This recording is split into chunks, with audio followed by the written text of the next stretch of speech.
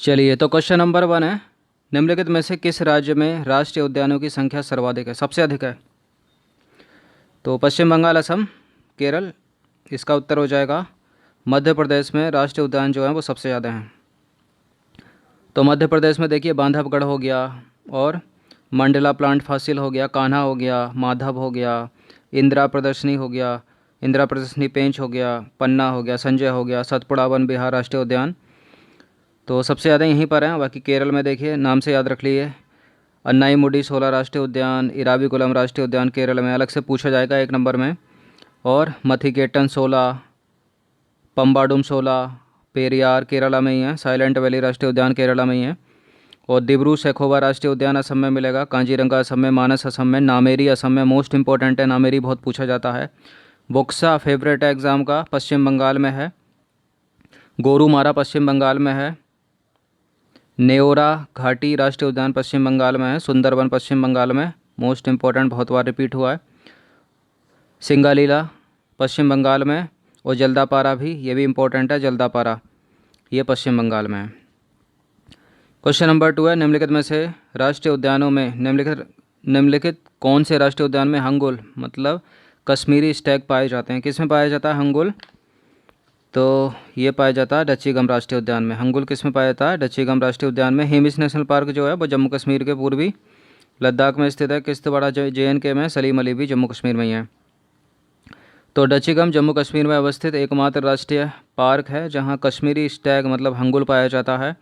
और हेमिस राष्ट्रीय उद्यान जम्मू कश्मीर के पूर्वी लद्दाख क्षेत्र में अवस्थित है, जो भारत का सबसे बड़ा राष्ट्रीय उद्यान है। ध्यान देना, भारत का सबसे बड़ा। सलीम अली राष्ट्रीय उद्यान, सलीम अली उद्यान जो है जम्मू कश्मीर के श्रीनगर जिले में अवस्थित है। इसे सिटी फॉरेस्ट राष्ट्रीय पार्क या उद्यान भी कहा जाता है।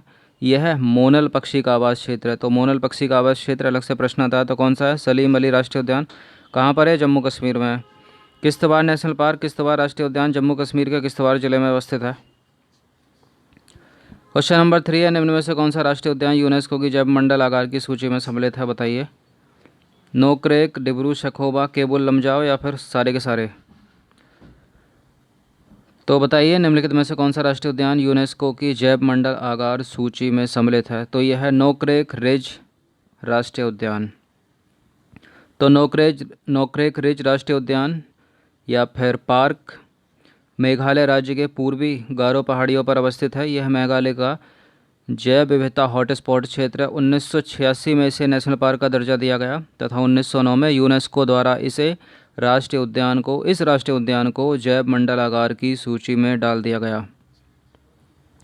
क्वेश्चन नंबर 4 है, निम्नलिखित युग्मों में से कौन सा युग्म सही सुमेलित नहीं है? नीचे दिए गए कूट की सहायता से सही उत्तर चुनना है। कौन सा सही सुमेलित नहीं है इसमें? कांजी कोरिंगा वन्यजीव अभ्यारण्य उड़ीसा। कोरिंगा वन्यजीव अभ्यारण्य उड़ीसा में नहीं है, ये आंध्र प्रदेश में है। कोरिंगा आंध्र प्रदेश में, पहला हो गया गलत, तो हमको गलत ही छांटना है ना।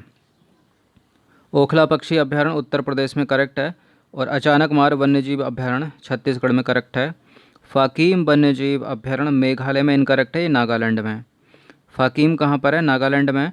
देखिए, एक चीज़ आपको कन्फ्यूज़न करेगी, जो अचानक मार अमरकंटक है वो तो मध्य प्रदेश में है, और जो केवल अचानक मार है वो छत्तीसगढ़ में। कंफ्यूज मत हो जाना। तो इनकरेक्ट छांटने हो तो A और 4 इनकरेक्ट है, करेक्ट छांटने हो तो सेकंड और थर्ड करेक्ट है। तो हमको इनकरेक्ट छांटना है, तो 1 और 4 हो जाएगा इसका। तो 4 कोरिंगा वन्यजीव अभ्यारण्य आंध्र प्रदेश में है, जो कि गलत था वो, मतलब ये करेक्ट है। ओखला पक्षी अभ्यारण्य उत्तर प्रदेश में, ये याद रखिए। अचानक मार वन्यजीव अभ्यारण्य छत्तीसगढ़ में, और फाकीम है नागालैंड में। अचानक मार अमरकंटक आएगा तो मध्य प्रदेश में है। स्वस्थानीय संरक्षण के अंतर्गत शामिल नहीं है, मतलब इन सीटू बहुत पूछते हैं इसको। इन सीटू के अंदर राष्ट्रीय उद्यान आते हैं, जैव मंडल आगार आते हैं, मतलब नेशनल पार्क आते हैं, बायोस्फीयर रिजर्व आते हैं, और पवित्र उपवन और झीलें आती हैं, लेकिन जंतु उद्यान और बॉटेनिकल गार्डन नहीं आते। बॉटेनिकल गार्डन XC2 में आते हैं। बॉटेनिकल गार्डन XC2 या बाह्य स्थानीय में आते हैं। तो स्वस्थानीय संरक्षण पद्धति मतलब इसके अंतर्गत जीव मंडल आगार, राष्ट्रीय पार्क, वन्यजीव अभ्यारण्य, पवित्र उपवन एवं झीलें, समुदाय एवं संरक्षण आगार आदि आते हैं। और बाह्य स्थान मतलब ये इन सीटू है, ये XC2 है। XC2 में इसके तहत वनस्पति एवं जीवों का संरक्षण उनके प्राकृतिक स्थान के बजाय कृत्रिम अथवा मानव निर्मित भौगोलिक परिवेश में किया जाता है। इसके अंतर्गत बीज बैंक आते हैं, मतलब सीड बैंक आते हैं, और बोटानिकल गार्डन आते हैं, वृक्ष उद्यान आते हैं, जंतु उद्यान आते हैं, चिड़ियाघर आते हैं और निम्न तापीय संरक्षण और जीन बैंक भी आते हैं। क्वेश्चन नंबर 6 है, निम्नलिखित में से कौन सा कथन सत्य है? सत्य कौन सा है इसमें? जीव जंतुओं एवं वनस्पतियों को उनके आवास में संरक्षण स्वस्थानीय संरक्षण कहलाता है। स्वस्थानीय संरक्षण विधि बाह्य स्थानीय विधि की अपेक्षा अधिक जटिल और महंगी है। देखिए इसमें कौन सा करेक्ट है? पहले ही सही हो जाना चाहिए इसमें तो। बिल्कुल पहला करेक्ट है, वो सस्ती है, महंगी नहीं है। तो जीव जंतु एवं वनस्पतियों का उनके प्राकृतिक आवास में संरक्षण स्वस्थानीय तथा प्राकृतिक आवास के बाहर संरक्षण बाह्य स्थानीय संरक्षण कहलाता है। चूँकि स्वस्थानीय विधि के अंतर्गत जीवों तथा वनस्पतियों को कहीं अन्यत्र नहीं ले जाना होता, अतः यह विधि बाह्य स्थानीय विधि की अपेक्षा सरल है, सस्ती है। क्वेश्चन नंबर 7 है, निम्नलिखित युग्मों में से कौन सा युग्म सही सुमेलित है? नीचे दिए गए कूट की सहायता से सही उत्तर चुनना। एक तरफ है पक्षी अभ्यारण्य और दूसरी तरफ है सूची 2 में राज्य तथा समीपवर्ती नगर।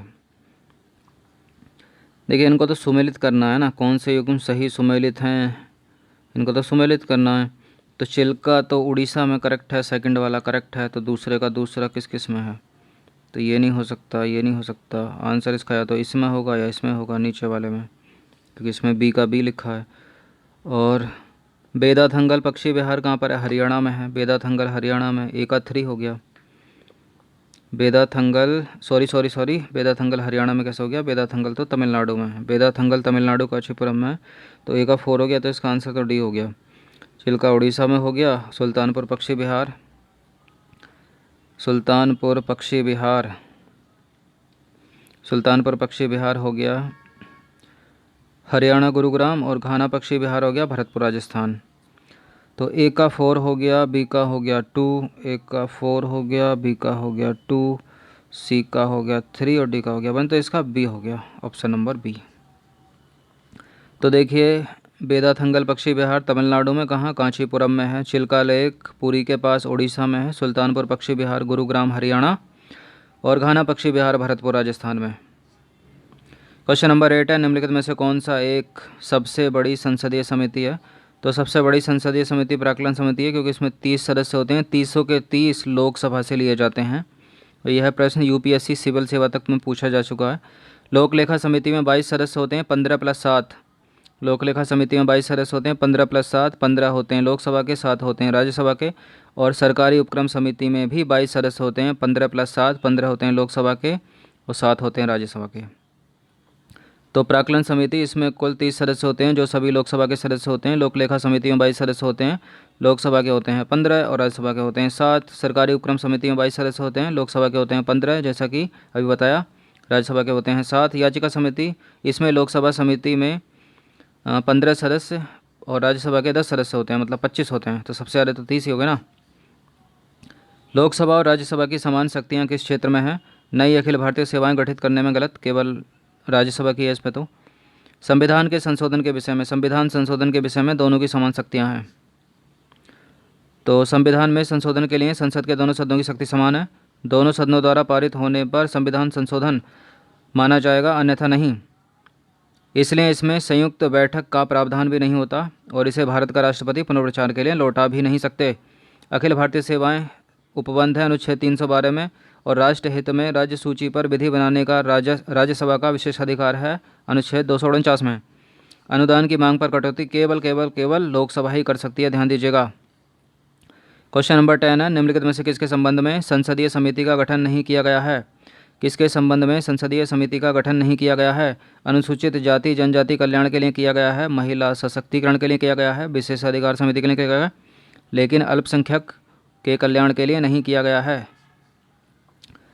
तो अल्पसंख्यकों के कल्याण से संबंधित किसी समिति का गठन नहीं किया गया है। क्वेश्चन नंबर 11 है, संसद के पटल पर किसी मंत्री के द्वारा की गई वचनबद्धता की परिपूर्णता हो गई है अथवा नहीं, इसका निर्णय किया जाएगा कैसे? संबंधित मंत्रालय से संबंध परामर्श समिति द्वारा, संबंधित मंत्रालय के कार्यों से संबंधित प्रवर समिति द्वारा, संबंधित मंत्रालय की राजनीतिक मामलों संबंधी समिति द्वारा, या लोक आश्वासन समिति द्वारा। तो इसका आंसर हो जाएगा ऑप्शन नंबर डी, लोक आश्वासन समिति द्वारा। तो लोक या सरकारी आश्वासन समिति जांच एवं नियंत्रण के लिए संसद की स्थायी समिति है। यह समिति मंत्रियों द्वारा संसद में समय समय पर दिए गए आश्वासनों, वचनों, प्रतिज्ञाओं की जांच करती है और किस पर कितना क्रियान्वयन हुआ इसका प्रतिवेदन देती है। क्वेश्चन नंबर 12 है, थोड़ा तीव्र गति से पढ़ा रहा हूँ। प्लेबैक ऑप्शन में जाकर अगर स्पीड कम कर लेना और इससे भी तेज पढ़ना हो तो बढ़ा लीजिए। क्वेश्चन नंबर 12 है, संसद राज्य सूची के विषय में विधि बना सकती है, कैसे बनाएगी? यदि राज्यसभा 2/3 बहुमत से संकल्प पारित करती है कि राज्य का विचाराधीन विषय राष्ट्र महत्व का है, तभी बनाएगी।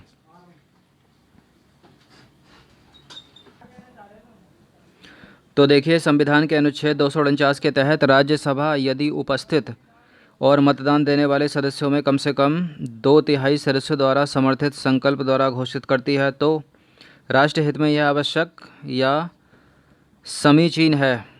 समीचीन क्लिष्ट वर्ड है, आवश्यक ही सोचिए, आवश्यक है। तो संसद भारत के संपूर्ण भाग या उसके किसी भाग के लिए कानून बना सकती है, मतलब विधि बना सकती है। इस विधि की अवधि 1 वर्ष की होती है। क्वेश्चन नंबर 13 है, अंतर्राष्ट्रीय संधियों को भारत के किसी भाग अथवा संपूर्ण भारत में लागू करने के लिए संसद कोई कानून बना सकती है। देखिए, अंतर्राष्ट्रीय संधि हैं तो राज्यसभा से क्यों पूछेगी, बिना किसी राज्य की सहमति से बना सकती है।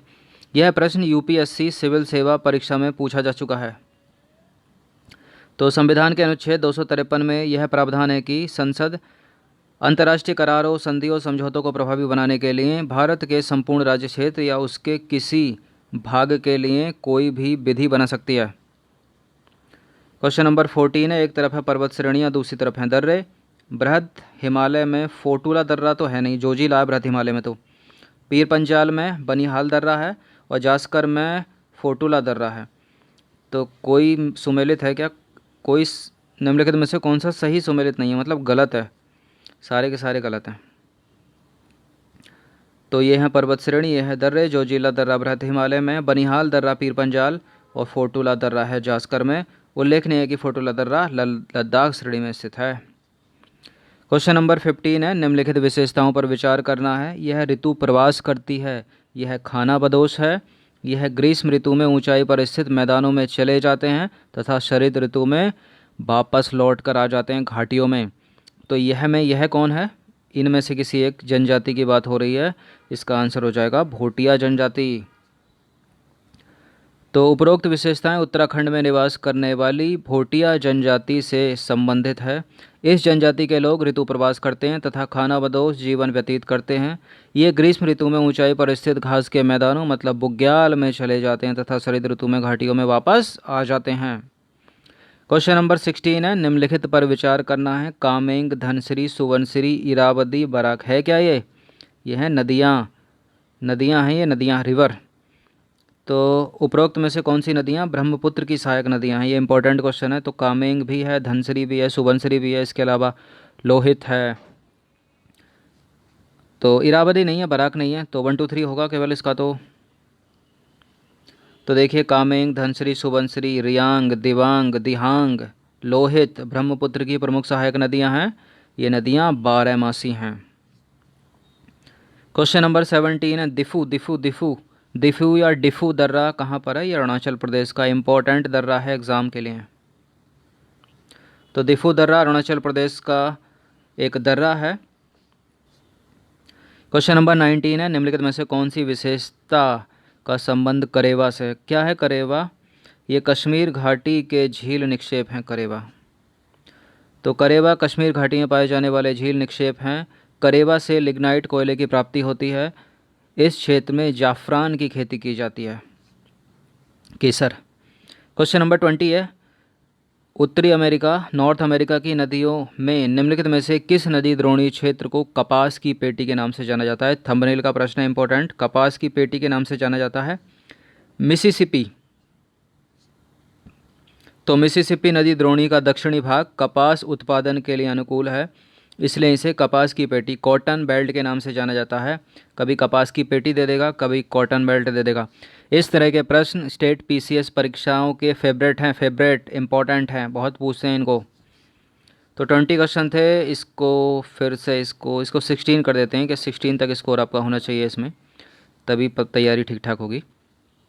देखिए सीधे सीधे बहुत सारे प्रश्न इसमें एग्जाम में मिलेंगे, अच्छे से प्रिपेयर करते रहिए। 5 MCQ, 10 MCQ, 15 MCQ, 50 MCQ हर दिन सॉल्व करते रहिए। धन्यवाद।